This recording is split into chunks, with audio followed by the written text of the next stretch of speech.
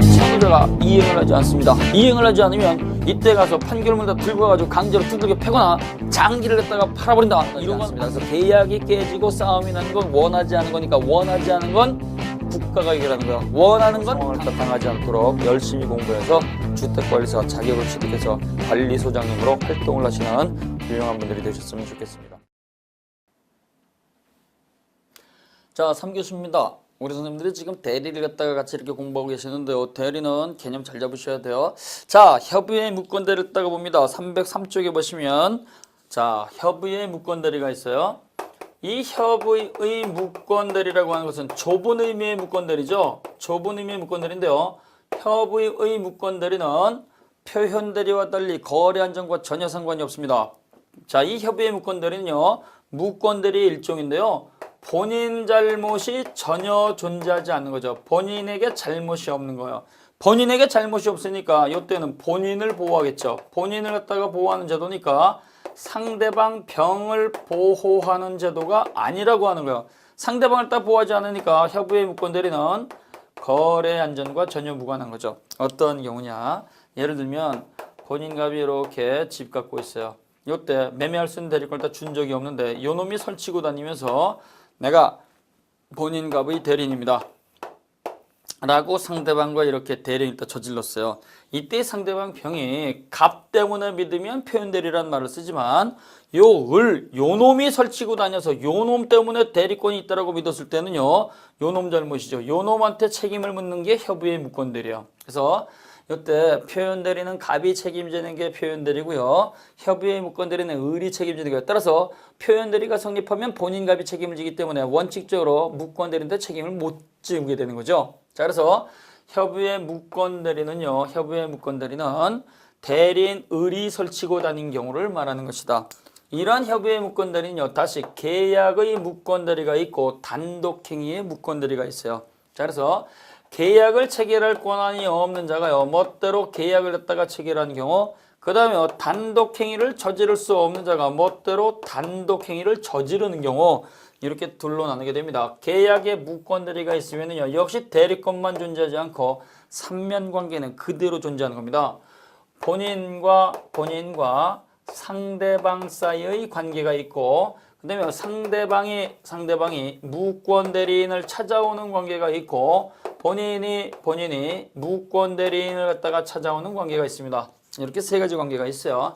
자, 본인과 상대방 사이 관계입니다. 본인이 집 갖고 있는데 이때 매매 계약을 또 체결할 수 있는 대리권을 준 적이 없어요. 그랬더니 요놈이 본인 갑의 이름으로 상대방 병과 요 부동산을 갖다가 사고 파는 매매를 저질렀습니다. 매매 계약을 한 거죠. 그럼 이때 계약 체결 대리권이 없는데 이놈이 멋대로 저지르게 되면 이때는 어떤 문제가 생기느냐? 이때는요.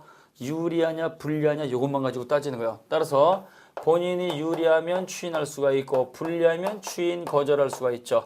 그 다음에요. 상대방은 유리하면 유효는 주장하지 못하고 최고를 할 수가 있고 불리하면 철회를 할 수 있어요. 따라서 이때 본인 값과 상대방 병 사이에서 계약의 무권대리가 있으면은요. 이 관계에서는요. 본인은 유리하면 추인할 수가 있고 불리하면 추인 거절할 수가 있습니다. 추인 거절. 그 다음에 상대방은 유리하면 상당한 기간을 정해서 유효로 해줘 책임져 줘 최고할 수가 있고요. 불리하면 선의일 때 한해서는 철회할 수 있죠. 철회. 자, 그래서 이때 추인 또는 추인 거절을 갖다가 하거나 그 다음에요. 이때 상대방은 자기한테 유리하면 유효는 주장하지 못해요. 왜? 본인을 보호하는 제도니까. 따라서 상당한 기간을 정해줄 테니까 유효로 해주면 안 되겠냐? 확답을 갖다가 최고할 수가 있고 그 다음에 선의일 때는 잘됐다 불리하니까 없던 걸로 하자 철회를 할 수 있다는 얘기죠. 그 다음에요. 여기 상대방과 무권대리 사이 관계가 나옵니다. 이때 상대방이 무권대리인을 갖다 찾아온 건 딱 하나죠. 본인이 책임을 갖다 졌을 때는 무권대리인 찾아올 이유가 없다 그랬어요. 본인이 추인을 갖다가 거절을 했고 상대방이 스스로 처리하지 않았으니까 네가 책임져 라고 책임을 묻기 위해서 온 거예요. 책임져. 여기는 무권대리인의 책임이 문제가 되죠. 그 다음에 본인이 무권대리인 찾아왔어요. 왜 찾아왔어요? 본인이 책임졌으니까. 따라서 내가 책임졌으니까 무권대리인 네가 받은 건 내놔라고 하는 요 내놔 부당이득 반환을 위해서 오게 되는 거죠. 요 내용을 기억을 하셔야 돼요. 그래서 우리 선생님들이 협의의 무권대리 계약을 갖다가 멋대로 체결을 했을 때는요.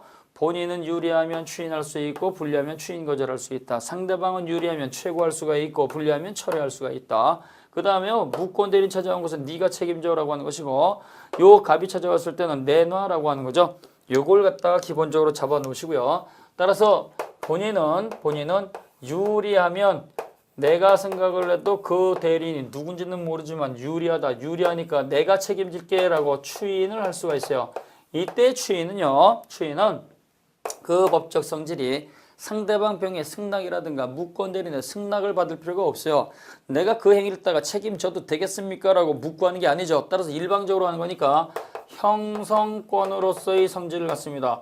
형성권으로서의 성질을 가지니까 이건 상대방 있는 단독행위가 되는 것이고 단독행위 이거는 도달주의가 적용이 되죠. 도달주의가 적용이 되니까 불요식행위가 되는 거예요. 불요식행위가 되는 거니까 명시적으로 추인할 수도 있고 묵시적으로 추인할 수도 있습니다. 그러나 본인이 무권 대리 행위가 있다는 사실을 갖다가 알고도 장기간 가만히 있었다는 사실만 가지고는 추인되지 않습니다. 이상한 놈들이네. 저놈들이 도대체 무슨 권한으로 내 걸 갖다가 판다고 지들끼리 계약을 해. 이렇게 알고 또 가만히 있었던 얘기는요. 그걸로 유효를 해주겠다는 얘기가 아니기 때문에 본인이 무권 대리 행위를 갖다가 알고도 장기간 방치한 사실만 가지고는 절대로 추인의 효력은 인정되지 않습니다. 자, 그래서 형성권이고 상대방이 있는 단독행위, 도달주의, 불요식행위가 적용이 되고 명시적, 묵시적으로 추인할 수가 있다. 이때 추인의 의사표시는 누구한테 하느냐? 추인 책임질게라고 하는 추인의 의사표시. 그 다음에 추인 거절, 이 추인 거절 나 책임 못 져라고 하는 거죠. 이거는 무권 대리인 을에게 할 수도 있고 상대방 병에게 할 수도 있습니다. 을에게요. 내가 책임져 줄게 라고 할 수가 있고요. 내가 책임질게 이렇게 할 수도 있어요. 나는 책임 못 져 이렇게 추인 거절할 수도 있고요. 그놈이 한 건 난 책임 못 져 이렇게 추인 거절할 수도 있죠. 따라서 추인의 의사표시라든가 추인 거절 이러한 것들은요. 무권 대리인에게 할 수도 있고 그 상대방에게 할 수도 있어요. 자, 근데 여기 무권 대리인한테 이렇게 추인을 하게 되면 요거는요. 그 사실을 가지고 상대방한테 대항하지 못합니다. 자, 분명히 본인 갑이요. 무권 대리인한테 네가 대리권이 없이 저지른 거 내가 책임져 줄게 라고 추인을 했어요. 근데 이때 추인이 있게 되면요. 상대방한테 도달이 돼야 돼요. 도달이 돼야 되는데 이 무권 대리인이 그 사실을 상대방 병한테 통지를 안 했어요. 그럼 이때는요. 요 사실을 모르는 상대방이 본인에 대해서 없던 걸로 철회하겠습니다. 그럼 어떻게 돼요?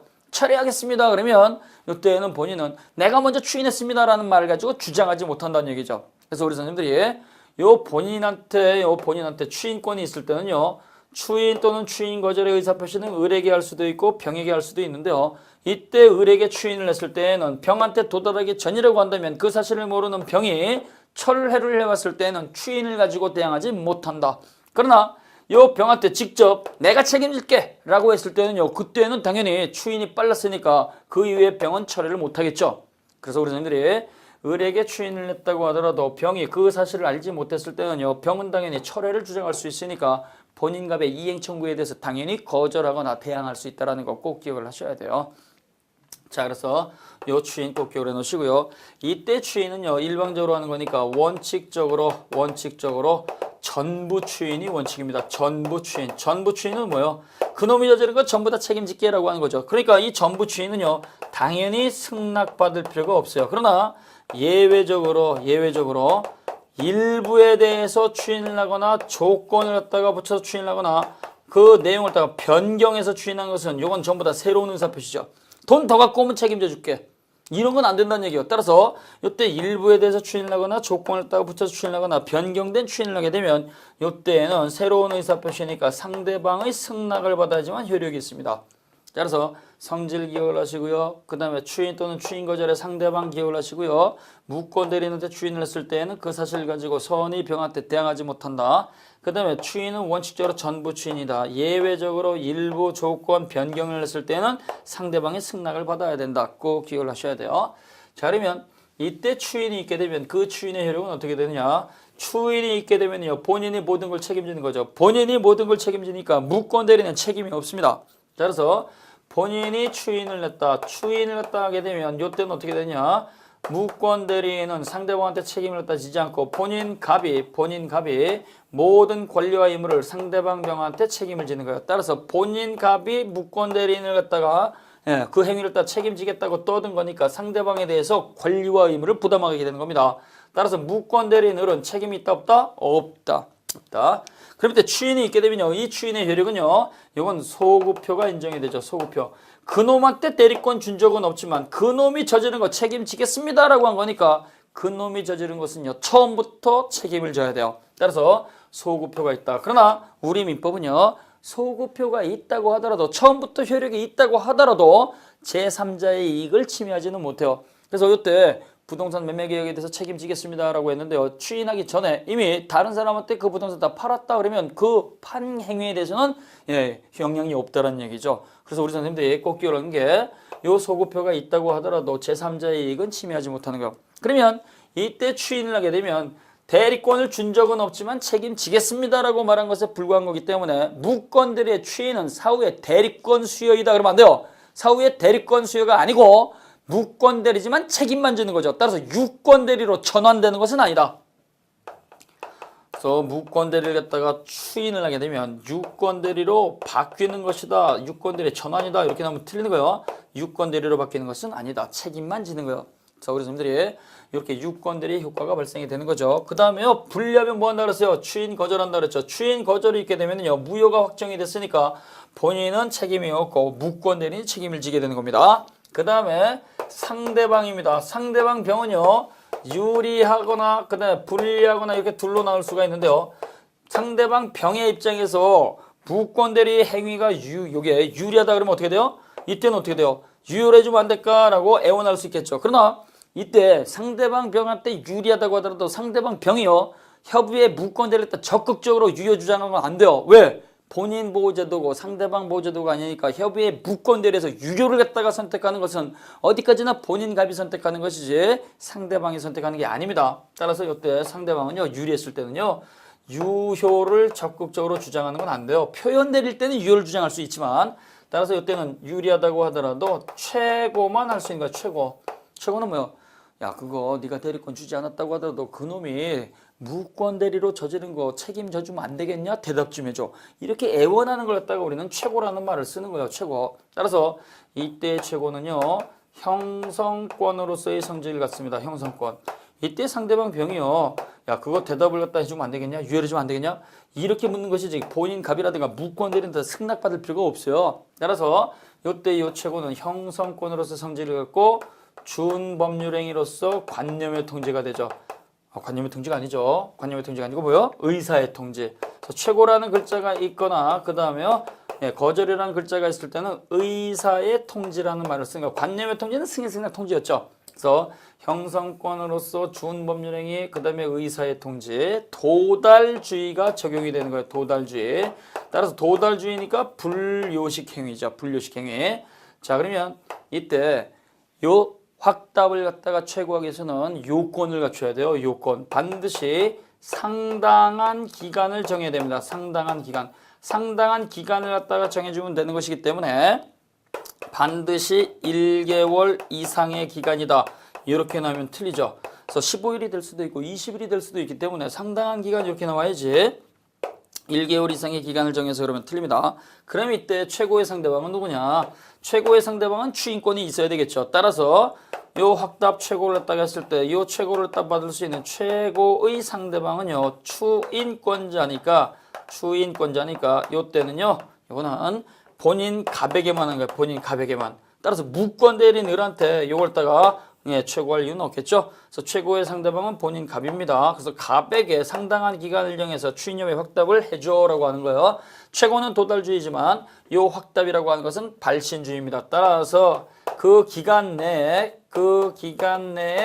확답을 했다. 알았어 책임져 줄게 라고 추인을 하거나 또는 책임 묻죠. 추인 거절을 하게 되면 이 확답이 있을 때는요. 우체통에 넣자마자 발송을 하자마자 효력이 있는 거예요. 그래서 우체통에 넣자마자 유효 또는 그래서 추인 또는 추인 거절의 효력이 발생이 돼버립니다. 근데 문제는 그 기간 내에 상당한 기간을 정해가지고 대답을 해줘 그랬더니 그 기간 내에 그 본인이 확답이 없어요. 확답이 없다는 얘기는 이거는 의사표시 자체가 없는 거죠. 의사표시 자체가 없이 가만히 침묵하고 있고 대답이 없다 그러면 이때는요. 무효인 대리행위에 대해서 이의가 없는 거니까 이때는 바로 무효가 확정이 되는 거예요. 무효가 확정이 됐으니까 이때는 법 규정에 의해서 추인 거절한 것으로 본다. 추인 거절 간주가 된다는 거 꼭 기억을 하셔야 돼요. 추인 거절 간주. 기간 내에 확답을 갖다가 발송을 하게 되면 의사표시가 있으니까 의사표시대로 우체통에 넣어서 발신을 하자마자 추인 또는 추인 거절의 효력이 발생이 되지만 의사표시를 갖다가 하지 않아서 기간 내에 가만히 있었다고 한다면 그때는 추인 거절 간주의 효력이 발생이 된다. 꼭 기억을 하셔야 돼요. 이때 대답을 해줘라고 확답을 갖다가 촉구하기 위해서는요 반드시 추인하기 전까지 그 말을 하는 것이지 본인의 추인이 있으면 이때는 대답을 해줘라고 말할 수가 없어요. 또 이때 대답을 해줘라고 상당한 기간을 정해서 확답을 촉구했을 때 요 병이라고 하는 상대방은요 처음부터 대리 행위를 저질렀을 때 그 대리권 없다는 사실다가 몰랐든 알았든 선악을 불문하고 최고할 수 있습니다. 몰랐을 때도 최고할 수가 있고요. 알고 있었을 때도 역시 최고할 수 있습니다. 선악을 불문하고 확답을 최고할 수 있다. 따라서 이때는요. 악의일 때는 확답을 최고하지 못한다 그러면 안 돼요. 내가 대리권 없다는 걸 딱 알았지만 사장님 본인한테는 유리하다고 믿고 저질렀으니까 대답을 갖다가 유리해주면 안 될까요? 이렇게 물어볼 수 있잖아요. 따라서 최고라는 것하고 거절이라고 하는 것은요. 선악을 불문한다. 항상 기억을 하셔야 돼요. 근데 이때 상대방 병한테 불리하다. 상대방이 이렇게 무권 대리인하고 계약을 갖다 체결을 했는데요. 불리하다 판단하게 되면 어떻게 돼요? 이땐 차라리 없던 걸로 하겠습니다라고 철회할 수 있겠죠. 따라서 이때는 철회를 할 수가 있습니다. 불리하다 싶으면 철회할 수가 있고 철회도 역시 형성권이죠. 형성권이니까 상대방이 있는 단독행위, 도달주의, 분류식행위 다 똑같습니다. 이때 철회는요 반드시 추인 전까지 해야 돼요. 추인 전까지. 추인이 있으면 유효가 확정이 됐으니까 더 이상 처리하지 못하고 철회가 있으면 무효가 확정이 됐으니까 더 이상 추인하지 못합니다. 따라서 갑이 빠르냐 병이 빠르냐 항상 기억을 하셔야 돼요. 따라서 불확정적 무효죠. 추인 전까지 철회해야 된다. 추인이 있으면 유효가 확정이 됐으니까 더 이상 처리하지 못한다. 이때 철회는요 철회의 의사표시는 누구한테 하느냐 요 철회하겠습니다라고 하는 요 말은요 본인 갑에게 할 수도 있고 그 다음에 무권 대리인 을에게 할 수도 있어요. 따라서 내가 계약을 했다 체결할 당시에 그놈이 대리권이 없다는 것다가 몰라서 선의인데 잘됐다 나한테 불리하니까 없던 걸로 하자 이 말은요 본인 갑에게 할 수도 있고 무권 대리인 을에게 할 수도 있어요. 지금 말씀을 드린 것처럼 이때 철회를 갖다가 이렇게 하게 되면 어떻게 돼요? 선의일 때만 철회를 할 수 있고 대리행위 당시에 이미 알았다고 한다면 알고도 저지른 놈은요 자기한테 유리하다고 믿고 저질렀으니까 뒤늦게 분리돼가지고 없던 걸로 하겠습니다 하게 되면 요거는 신의치 위반이죠. 따라서 악의일 때는 처리하지 못하는 거예요. 우리가 이미 다 공부했죠. 제한능력자에서 이미 공부를 했지만 최고 거절은 선악을 불문하고 최고도 할 수 있고 거절도 할 수가 있어요. 그러나 철회의 의사표시 없던 걸로 하겠습니다. 이건 반드시 선의일 때만 처리한다는 거 항상 기억을 하셔야 됩니다. 이때 철회가 있게 되면 그 법률행위 자체가 없던 걸로 하겠습니다라고 하는 거니까 이때는 무권 대리인도 상대방에 대해서 책임을 지지 않습니다. 그래서 철회가 있었을 때는요. 무권 대리인도 이때 상대방에게 그 법률행위 책임을 갖다가 부담하지 않는다. 항상 기억을 하셔야 돼요. 자, 해서 이렇게 철회까지 살펴봤습니다. 자, 그 다음에 이제 상대방이 무권 대리인 찾아온 거예요. 자, 상대방이 무권 대리인 찾아온 곳은요, 요거는요, 본인이 추인을 거절했을 때 찾아온 거죠. 분명히 대리권이 있다라고 믿고 떠들어가지고 대리 행위를 다 저지르고 계약을 체결하고 갔는데 본인 나는 그런 놈한테 대리권 준 적이 없어요. 그랬더니 상대방이 열받았겠죠. 열받아서 찾아온 거예요. 따라서 책임을 져라고 하는 거예요. 자, 그래서 무권 대리인의 상대방에 대한 책임은 일정한 요건을 갖다가 주게 되면 이건 고의 과실 책임이 아니고 무과실 책임입니다. 무과실 책임. 고의 과실이 아니고 요건만 갖추면 무조건 책임지는 거예요. 무조건. 따라서 무과실 책임이고 어떠한 요건을 갖춰야 되느냐. 이때는요. 본인이 추인하지 않았을 때 책임지겠죠.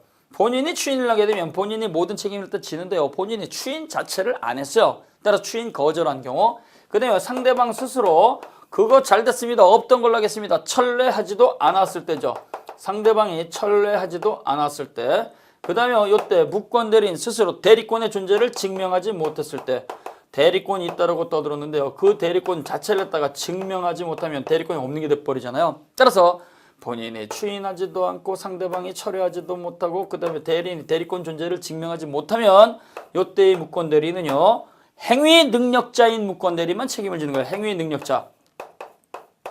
행위 능력자인 무권대리인만 책임을 지고 미성년자라든가 피성년 후견이라든가 피한정 후견 같은 제한 능력자인 무권대리는 책임이 없습니다. 행위 능력자인 무권대리인만 책임을 지고요.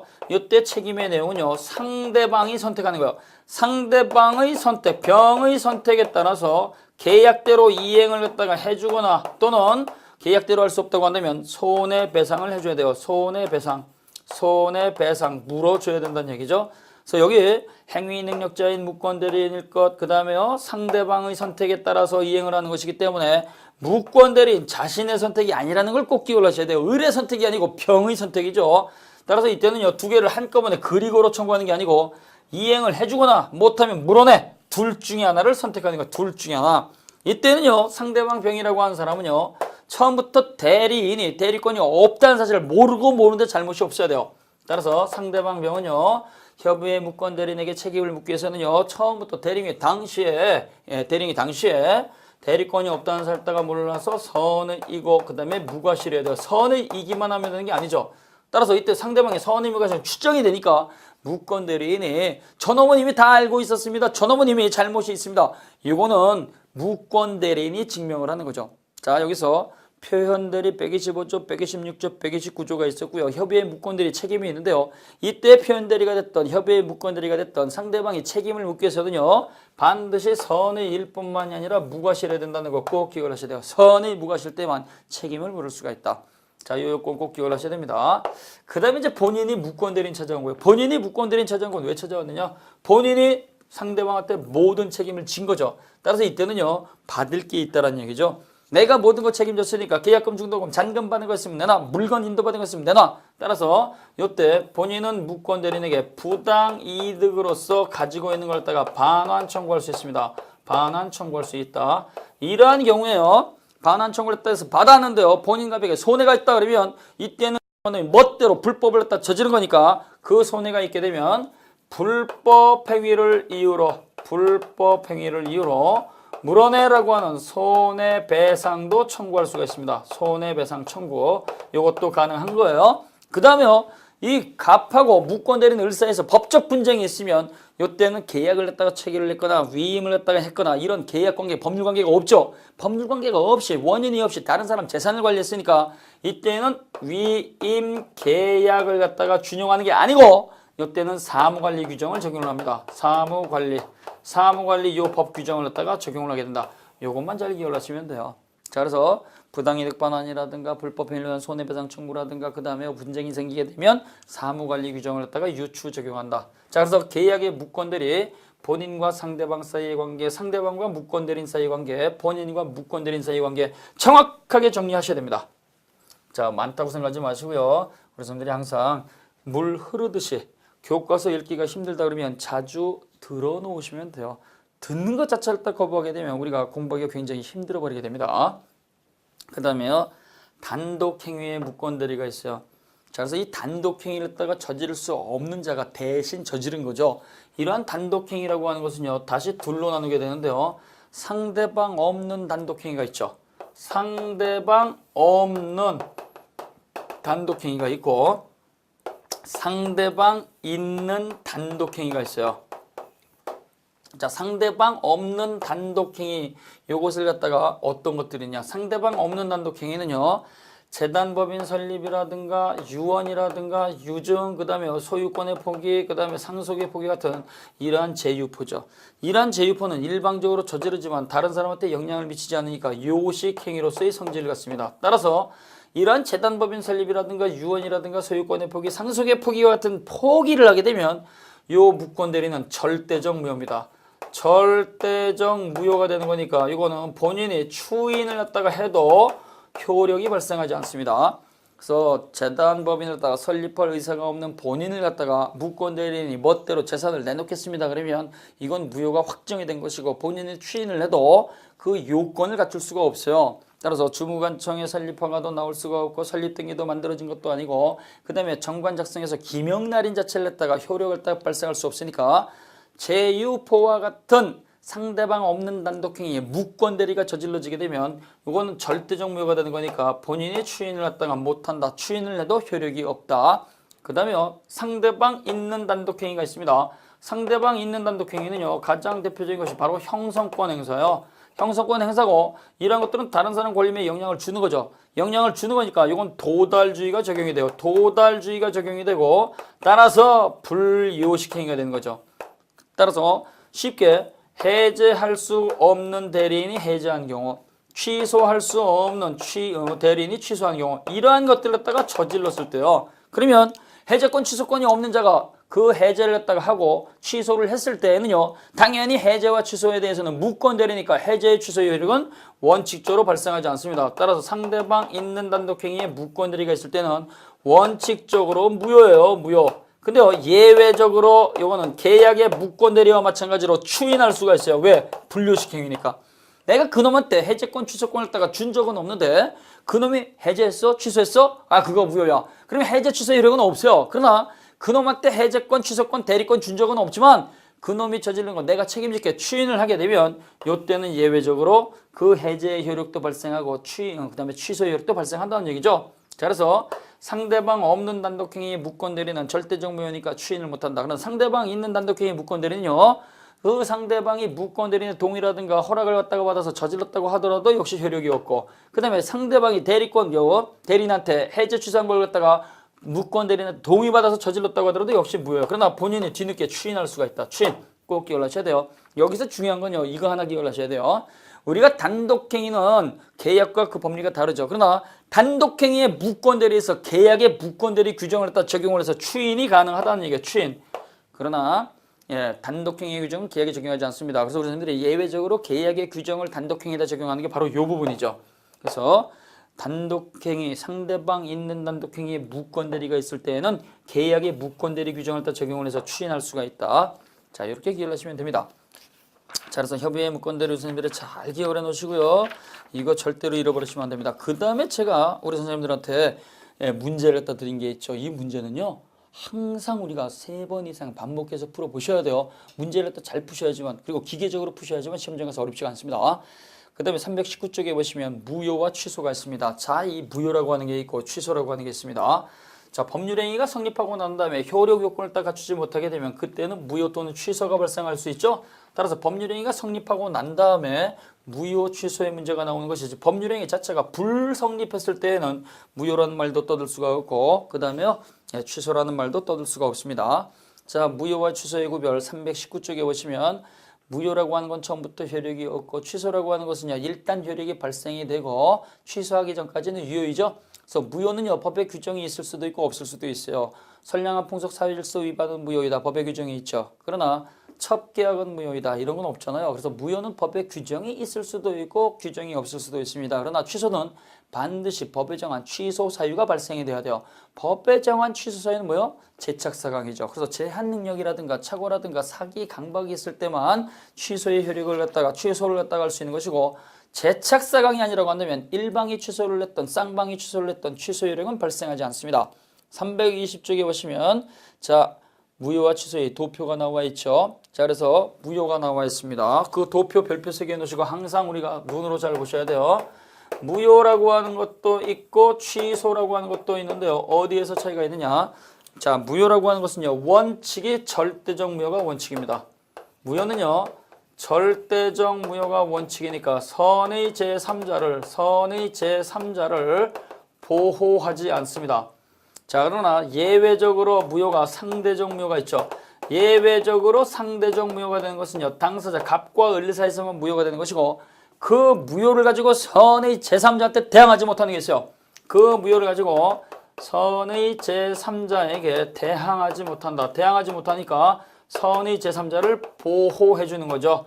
자, 그래서 예외적으로 상대적 무효가 되는 것은요, 우리 시험 범위에서 107조 비진위 표시가 무효인 경우, 108조 통정의 표시가 무효인 경우, 요 두 가지만 상대적 무효입니다. 나머지 관리 무능력자의 법률행위, 의사 무능력자의 법률행위, 그 다음에요, 확가적사를 갖추지 못한 경우, 103조 위반인 경우, 104조 불공정한 법률행위, 이러한 것들은 전부 다 절대적 무효라는 얘기예요. 절대적 무효. 그래서 요 우리가 무효를 갖다가 공부할 때는요, 107조 비진이 표시하고 108조 통정의 표시, 요 무효만 상대적 무효이고 나머지는 전부 다 절대적 무효다. 이렇게 정리하시면 돼요. 그러나 취소는 이게 바뀌죠.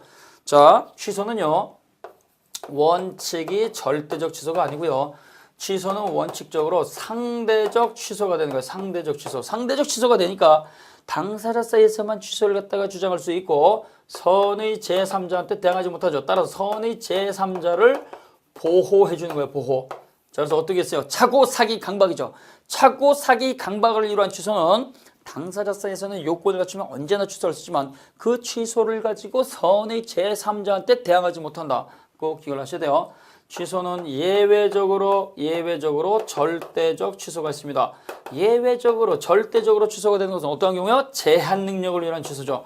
따라서 미성년자라든가 비성년 후견이라든가 피한정 후견인과 같이 법정 대리인을 통하지 않고 멋대로 재산적 행위를 저질렀을 때는요, 그 취소를 가지고 모든 자한테 주장할 수 있다는 얘기예요. 따라서 이때 상대방이라든가 전득자는요, 나는 그거 몰랐습니다, 유효입니다, 이 말을 못한다는 얘기예요.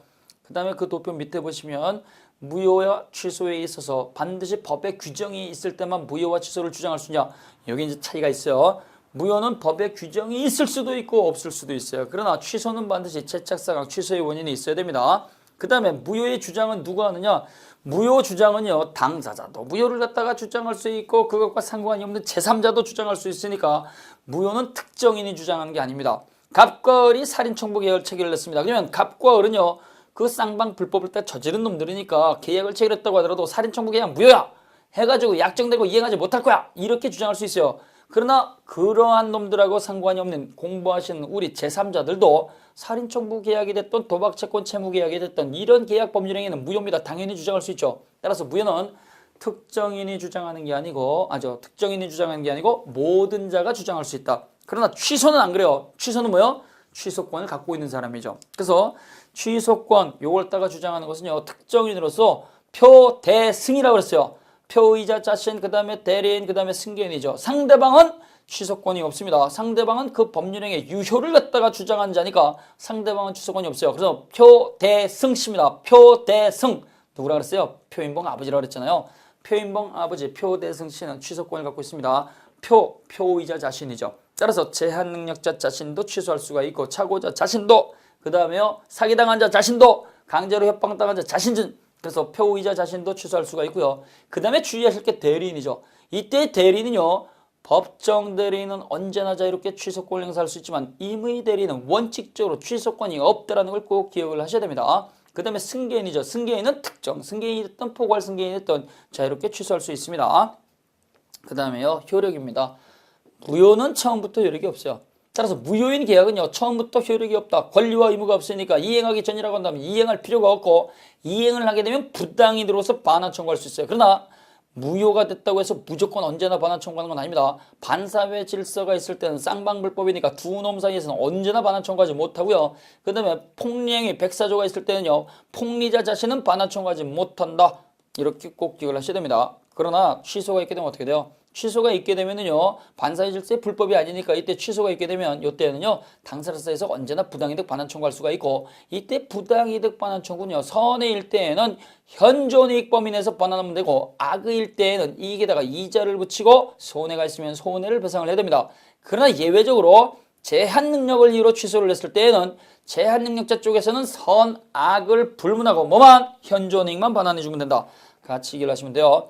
그 다음에요, 기간이 경과했을 때 효력이 바뀌느냐.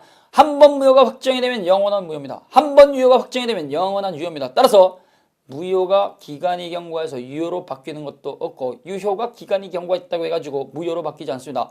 만약에 무효가 기간이 경과해서 유효로 바뀌어버리면요, 거래질서, 법질서가 무너질 수가 있어요. 그래서 무효는 기간이 경과해도 확정적 무효로 간다면 그대로 무효로 끝나는 것이지 유효로 바뀌지 않습니다. 그러나 취소는요, 취소권 행사 기간이 있죠. 따라서 취소할 수 있는 법률에다가 저질러 놓고 그 법률에다가 한 날로부터 10년이 지나면 더 이상 취소하지 못해서 유효 확정. 그 다음에 취소의 원인이 종료해서 안 날로부터 3년이 경과하게 되면 그때는요, 더 이상 취소하지 못하니까 유효가 확정이 되죠. 그 다음에 무효행위의 추인 여부입니다. 당사자가 무효를 갖다가 저질러 놓고 우리끼리 유효를 하겠습니다. 그러면 역시 거래질서, 법질서가 무너지기 때문에 무효행위의 추인은 원칙적으로 안 되는 거예요. 예외적으로 반사회 질서에 해당하지 않고 무효의 원인이 종료하고 그 다음에 새로운 행위로서의 요건을 갖추면 우리끼리 유효하겠습니다. 그때 예외적으로 추인할 수 있죠. 그래서 당사자가 무효임을 알고 추인을 하게 되면 그때로부터 새로운 법률에 했다는 것으로 본다. 그래서 우리가 가장매매를 했다가 추인을 하게 되면 처음부터 유효한 매매입니다. 그러면 안 돼요. 가장매매는 당사자에서 권리 이전의 의사가 없으니까 무효죠. 그 무효를 딱 알고 추인을 하게 되면 그때 새롭게 매매한 걸로 본다는 얘기예요. 그러나 제3자가 존재하지 않고 다른 사람이 몰랐을 때는 우리끼리 처음부터 유효하겠습니다. 이렇게 소급해서 추인한 건 가능하죠. 그래서 특이하게 있을 때는 예외적으로 소급적 추인의 효력이 있다는 얘기입니다. 그래서 취소할 수 있는 범위의 추인은 요거는 요건만 갖추면 자유롭게 할 수 있습니다. 내가 취소할 수 있지만 이러한 사유가 있고 요건을 갖췄으니까 취소하지 않겠습니다라고 취소권 포기의 의사표시 추인도 할 수가 있고요. 의사표시 말고 법이 정한 행위로서 145조 법정 추인도 가능한 거죠. 그래서 무효행위는 원칙적 추인 안 된다. 그러나 취소할 수 있는 행위의 추인, 취소권 포기의 의사표시는 요건을 갖추면 당연히 자유롭게 할 수가 있다. 그 다음에 이제 도표 밑에 보시면요. 무효와 취소의 경합이 있습니다. 무효도 있고 취소도 존재하는 거죠. 따라서 두 가지가 존재하는 거니까 이때는요. 그 사람이 선택할 수 있는 거예요. 따라서 만취 상태의 미성년자가 법정 대리인의 동의받지 않고 매매계약을 체결한 경우 그럼 어떻게 돼요? 만취 상태의 미성년자가 법정 대리인의 동의받지 않았으니까 만취 상태 의사 무능력 무효도 존재하고 법정 대리인의 동의를 갖다 받지 않았으니까 취소 이것도 존재하죠. 따라서 이때 미성년자 쪽에서는요. 만취 상태 무효도 주장할 수가 있고 그 다음에요. 법정 대리인 동의받지 않았으니까 취소하겠습니다. 취소도 선택할 수 있다라는 얘기예요. 따라서 이중효가 인정이 된다. 취소와 취소의 이중효도 인정이 됩니다. 따라서 미성년자가 법정 대리인 동의받지 않고 사기당한 경우 이때는요. 미성년을 이유로 취소할 수도 있고 사기를 이유로 취소할 수도 있다는 얘기예요. 그러면 이러한 것들을 갖다 도대체 왜 구별을 하느냐. 효력이 다르다는 거죠.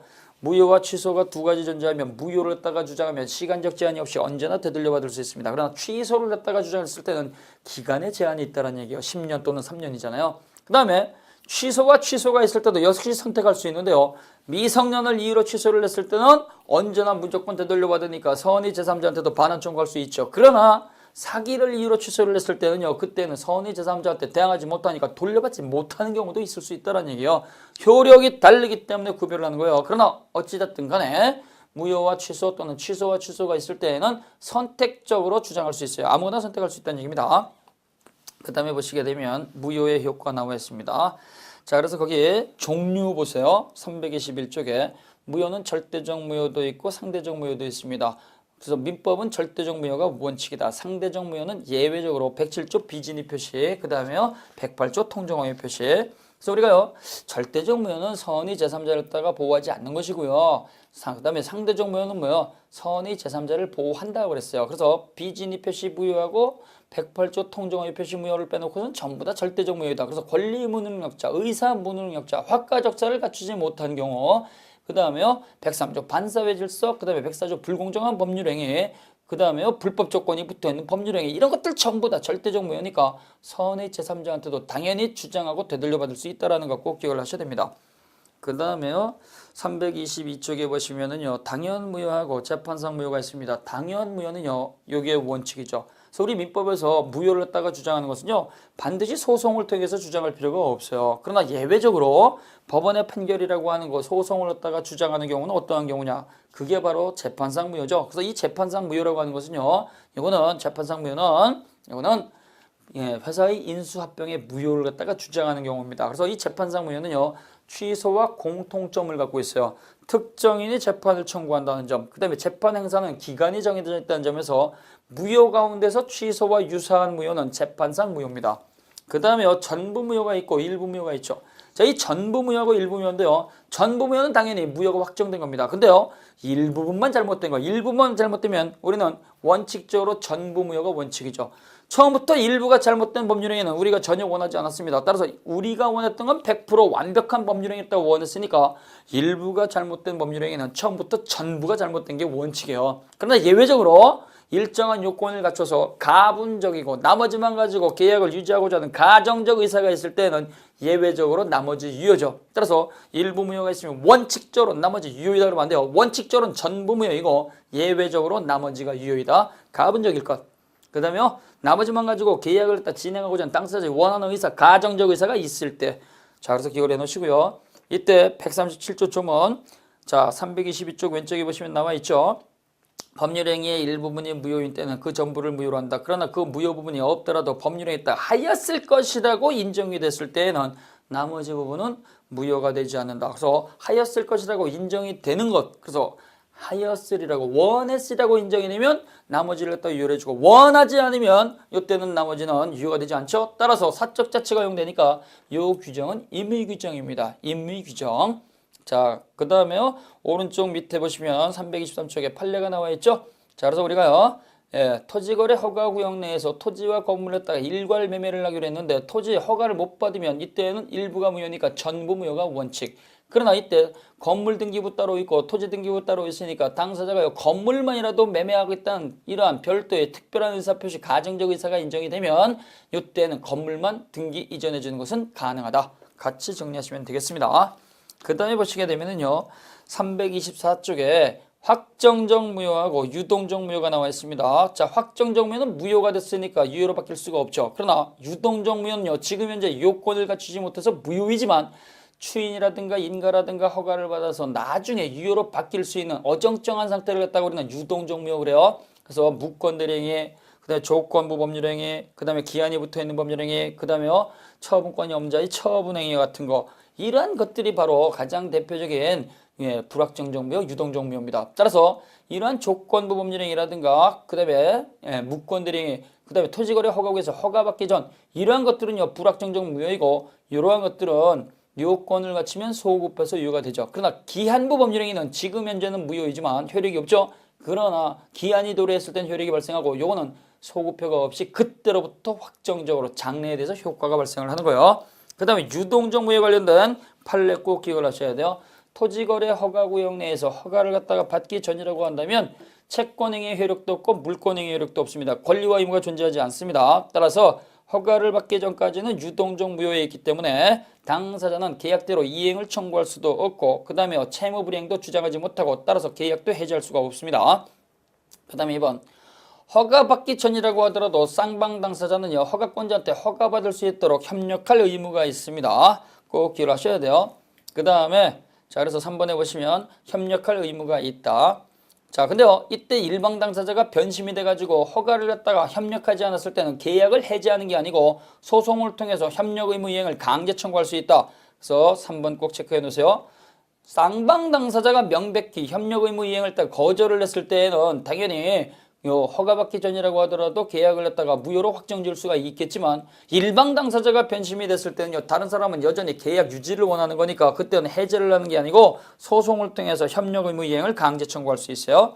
그 다음에 4번, 허가를 전제로 한 계약이 허가받기 전 현재 무효라고 하더라도 해제권 특약을 했다가 하지 않은 이상 일방적으로 계약을 해제를 해도 해제 효력은 없다. 따라서 이때 별도의 특약이 없이 요걸 갖다가 중도금 지급한 상태에서 해지하겠습니다, 이렇게 해지는 건 안 돼요. 그러나 계약금만 지불한 상태에서는 이때는 해약금으로 추정이 되기 때문에 계약금만 지불을 하고 중도금을 갖다 지급하기 전이라고 한다면 배액 상환하고 그 다음에 계약금을 갖다가 포기하고 해지하는 건 가능하다. 그 다음에 5번, 당사자 일방에 귀책 사유가 있어서 허가받을 수 있는 게 허가를 못 받았을 때는 당연히 귀책 사유 있는 사람한테 이행이익의 한도 범위 내에서 손해배상을 청구할 수가 있다. 이행이익을 초과하는 게 아니라 했습니다. 그 다음 6번, 이러한 유동적 무효 상태에 있는 허가 전 상태의 이 계약은요 언제 무효가 확정이 되냐, 불허가 처분이 있었을 때, 그 다음에 배제 또는 잠탈의 의사표시가 있었을 때, 쌍방 서로 명백히 거절의 의사표시가 있었을 때, 이 세 가지는 허가 전이라고 해도 확정적 무효, 확정적 무효니까 이때는요 당연히 부당이로서 계약금 중도금 반환 청구할 수 있습니다. 그 다음에 7번, 일방이 계약금을 포기할 수도 있고, 이때 포기는 매수인이겠죠. 그 다음에 일방이 그 배액 상환할 수 있어요. 이거는 매도이죠. 그 다음에 8번, 토지거래 허가구역 지정이 해제가 됐을 때에는 이때는 해제가 됐으니까 허가권자가 없죠. 따라서 이때는요 반드시 그 계약을 따가 허가를 받아야지만 유효가 확정이 되는 게 아니고, 지구 지정이 해제가 되면 허가권자의 허가받지 않고 바로 유효가 확정입니다. 왜? 허가권자가 없으니까 허가받으러 돌아다녀봐야 허가받는 게 불가능하니까. 그 다음에요 허가 전이라고 하더라도 비통착사가 있을 때, 즉 흠결이 있거나 착오 사기 강박이 있었을 때는 당연히 무효 취소 주장할 수 있습니다. 그 다음에 10번 별표 넣으시고, 토지거래 허가 전의 매매계약이 정지조건부 계약인 경우, 그러면 허가를 받아야지만 효과가 발생을 하죠. 근데요 그 허가받는 것이 불성취로 확정이 됐더니 허가받는 게 불가능한 거죠. 불가능했을 때는 이때는요 허가 전이라고 해도 확정적 무효이다. 자, 이렇게 해서 판례 내용을 딱 꼭 기울여 두시고요. 그 다음에 무효의 효과는 우리 선생님들 설명을 드렸으니까 읽어보시면 되겠고, 다음 시간에는요 무효행위의 추인을 갖다가 살펴보도록 하겠습니다. 자, 그래서 오늘은 무효행위의 효과까지 이렇게 우리 선생님들이, 그래서 이 무효와 취소는 이제 복습과 관련된 거니까요 자주 읽어만 놓으시면 되겠습니다. 자, 오늘도 대단히 고생을 하셨습니다. 다음 시간에 건강하신 모습으로 활기차게 뵙도록 하겠습니다. 수고하셨습니다.